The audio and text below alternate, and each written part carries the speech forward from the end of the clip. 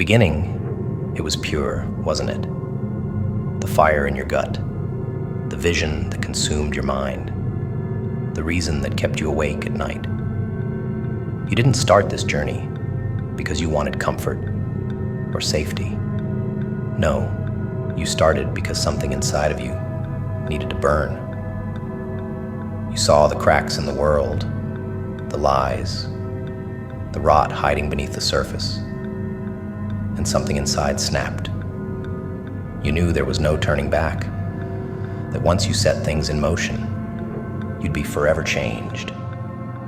You started because you wanted to tear something down, to reshape it in your own image, to make the world feel your presence.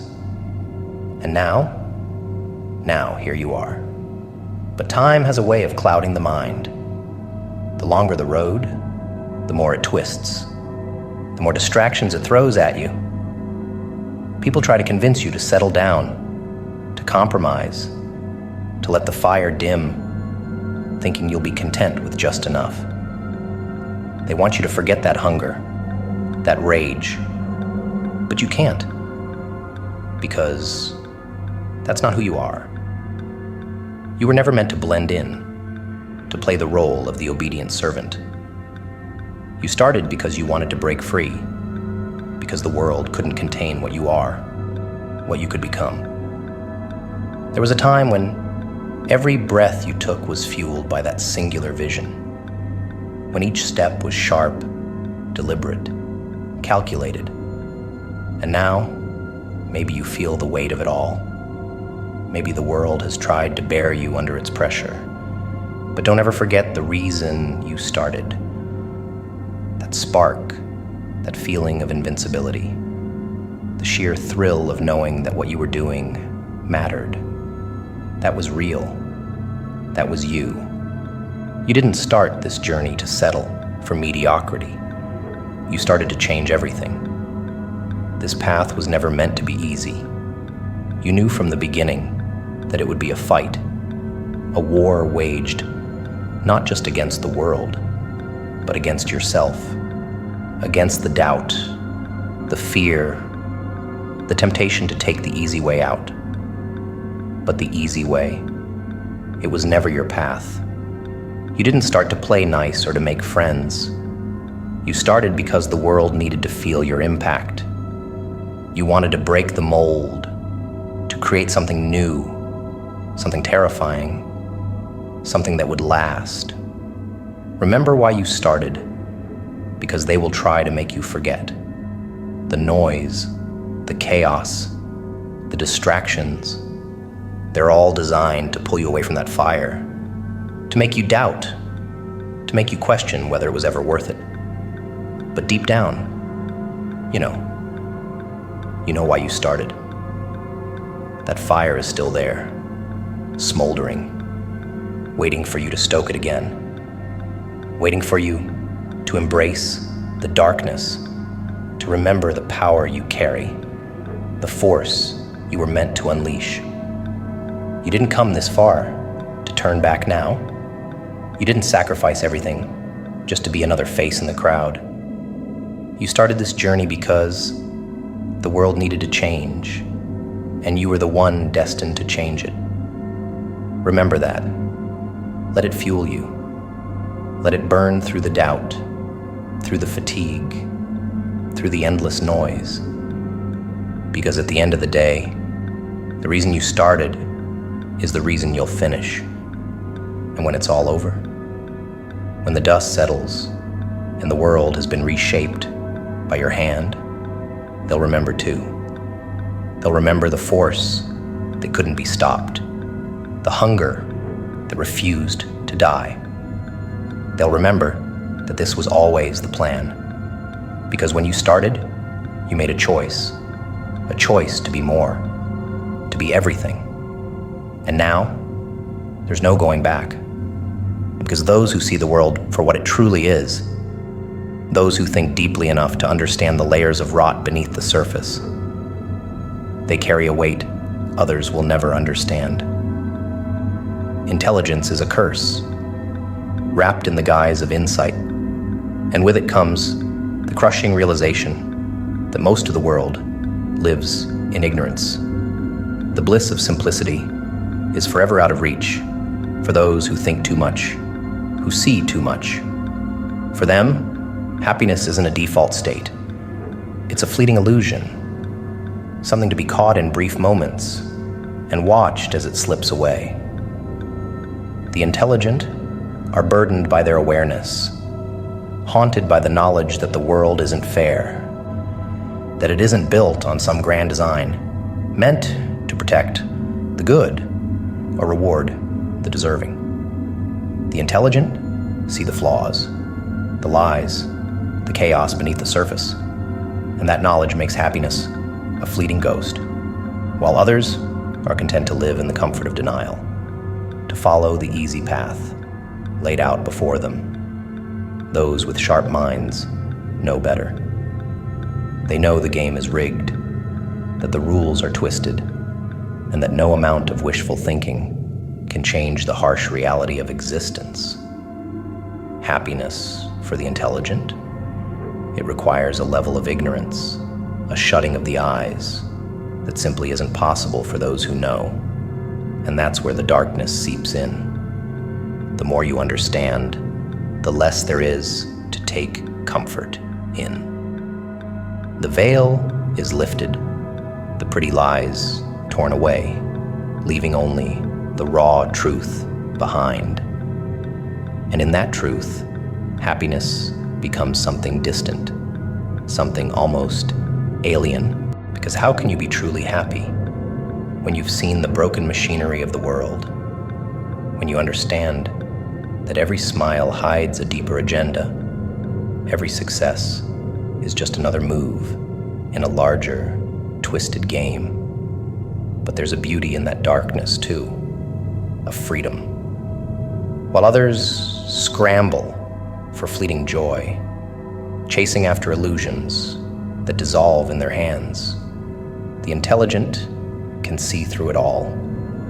They understand that happiness isn't the goal, that life is not about endless smiles and shallow pleasures. Power, that's the game. Understanding, control, dominance, those are the things that matter. The intelligent don't seek happiness because they know it's a fleeting, fragile thing. They seek something deeper, something truer. And while others are busy chasing their little dreams of contentment, the intelligent rise above, shaping the world around them. Because once you realize happiness is not the ultimate prize, once you accept that it's a rare, elusive thing, you stop wasting your time trying to grasp it. You turn your mind to something greater. The intelligent don't need happiness. They need purpose. They need to create, to dominate, to understand the intricate gears that drive the world. And in that pursuit, there's a kind of joy, but not the shallow, surface-level happiness most crave. It's a darker joy, born from mastery, from the sheer thrill of knowing more, of being more.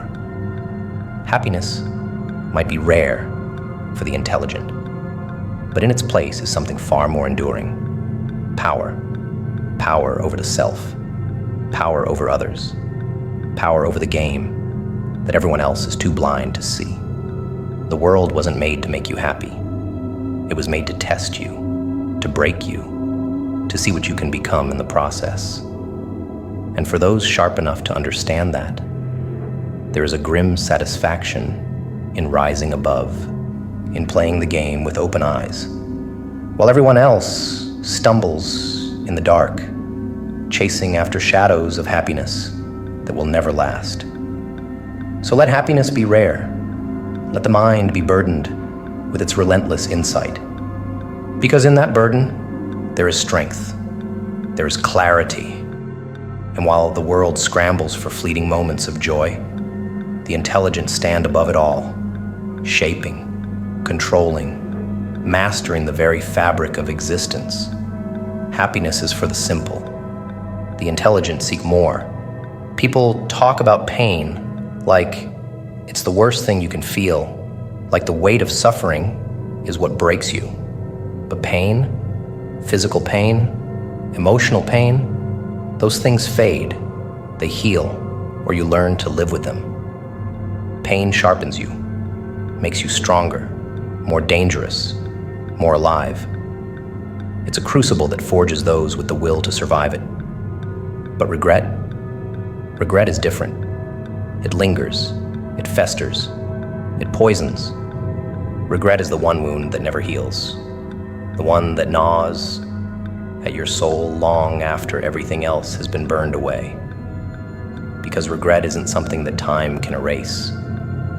It isn't a scar that fades or a memory that softens.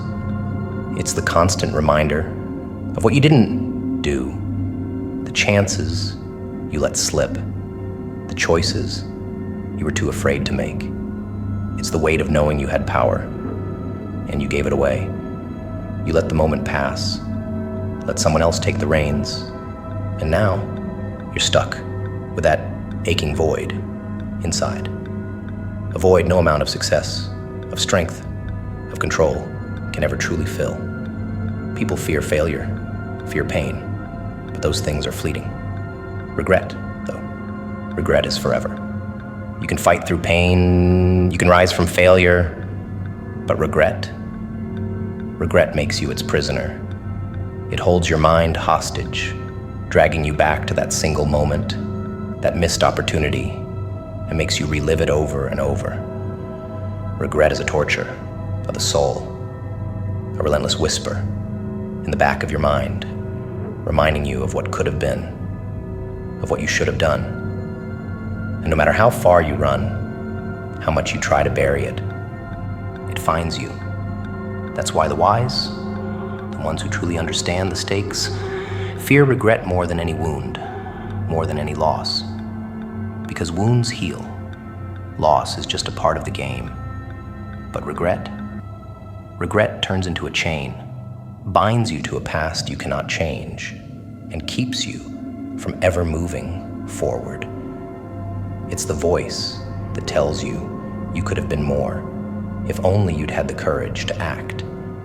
And the more you feed it, the stronger it grows, until it consumes everything, every future decision, colored by that one moment of hesitation, every choice poisoned by the memory of the one you failed to make.